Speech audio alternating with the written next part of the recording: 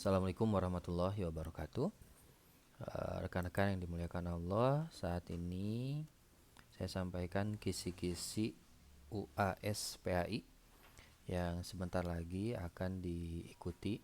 Mudah-mudahan kisi-kisi ini membantu sekaligus memaksimalkan ikhtiar untuk mendapatkan hasil yang maksimal. Baik, kita mulai dengan baca basmalah. Bismillahirrahmanirrahim. Secara umum berikut gambaran informasi kegiatan UAS dan soal UAS nanti. Jadi untuk nanti soalnya berbentuk uraian, tidak ada pilihan ganda, hampir sama teknisnya dengan pada saat UTS. Jumlah soal tidak terlalu banyak, hanya 6 soal saja. Setiap soal nanti memiliki bobot yang berbeda. Jadi pastikan setiap soal diisi dengan maksimal agar nanti nilainya pun maksimal. Kemudian materi ujiannya itu dari setelah UTS. Jadi materi-materi awal itu tidak diujikan kembali karena sudah diujikan pada saat kegiatan UTS. Nah, jadi untuk UAS nanti materinya dari UTS sampai terakhir diskusi kelompok di bab pendidikan anak dalam perspektif Islam. Kemudian yang ketiga, waktu pengerjaan 80 menit. Jadi silakan dimaksimalkan satu soal berarti sekitar berapa menit ya, 15 menitan lah, kurang ya, 13 menit atau 12 menit. Silakan maksimalkan jawaban tepat ya, benar, jelas, sesuai dengan arahan soal yang diharapkan. Nah, berikut kisi-kisinya. Dari 6 soal ini saya buatkan kisi-kisi untuk kalian memudahkan untuk menghafal dan persiapkan UAS-nya nanti. Yang pertama tentang tantangan modernisasi, kemudian ilmu pengetahuan dan teknologi, kemudian masuk ke dalam nilai-nilai Islam dalam modernisasi. Nah, ini sudah dibahas tuntas di kelas. Seperti yang sudah saya sampaikan dulu pada saat di kelas, saya menyampaikan memilih dua pernyataan. Apakah Islam dimodernisasi atau modern diislamkan? Nah, itu tentunya sudah dibahas tuntas di kelas. Silahkan didalami kembali tantangan modernisasi zaman ini. Apakah Islam harus menyesuaikan dengan zaman atau zaman yang menyesuaikan dengan syariat Islam? Berikut juga benturan antara ilmu pengetahuan teknologi, kemudian nilai keislaman di era modernisasi. Nah, itu seperti apa? Itu yang pertama. Yang kedua, tentang etos kerja dalam Islam. Kerja keras, jujur, profesional, dan sesuai dengan syariat Islam. Berikut juga tantangan masa kini. Bagaimana? Jadi nanti soalnya akan banyak lebih kepada studi kasus di mana teori-teori keislaman itu akan dibenturkan dengan realita kekinian. Nah, jadi silakan benar-benar didalami.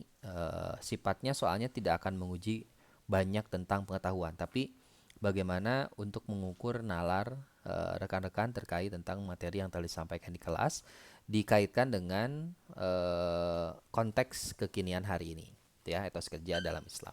Kemudian yang ketiga, keteladanan kepemimpinan Rasul di zaman modern dan tantangannya. Nah, kita tahu kan Nabi itu sosok pemimpin di berbagai aspek. Beliau sukses menjadi seorang pemimpin keluarga, sebagai ayah, sebagai suami, berikut juga sebagai pemimpin perang, pemimpin negara. Nah, itu kan sudah disampaikan, dibahas keteladanannya seperti apa, kepemimpinan dalam perspektif Islam, kemudian tantangannya bagaimana, itu silahkan dikaji ulang dan didalami. Yang keempat, urgensi Al-Quran dalam kehidupan, peran dan fungsi Al-Quran. Ini masuk ke dalam materi tentang sumber ajaran Islam ya. Jadi saya masukkan kembali yang ini khusus tentang Al-Quran.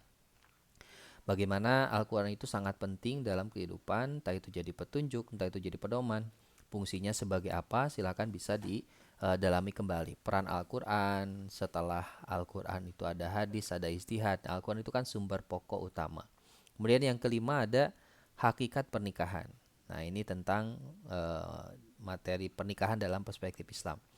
Berikut juga ini juga dibahas di kelas bagaimana hukum pernikahan beda agama ya. Bagaimana hukum kompilasi Islam di kita di Indonesia berbicara tentang itu. Kemudian silakan dibahas, kemudian didalami pernikahan dalam Islam tuh hakikatnya seperti apa, entah itu dilihat dari rukunnya, syaratnya dan lain-lain, itu pun sudah tuntas dibahas di kelas. Dan terakhir tentang pendidikan anak dalam Islam. Nah, anak itu seperti saya sampaikan, mendidik anak bukan pada saat anak itu sudah balik. Jadi sudah jauh daripada itu. Bahkan pada saat usia kehamilan, orang tua itu sudah mulai menentukan proses pendidikan anak di dalam proses kehamilannya.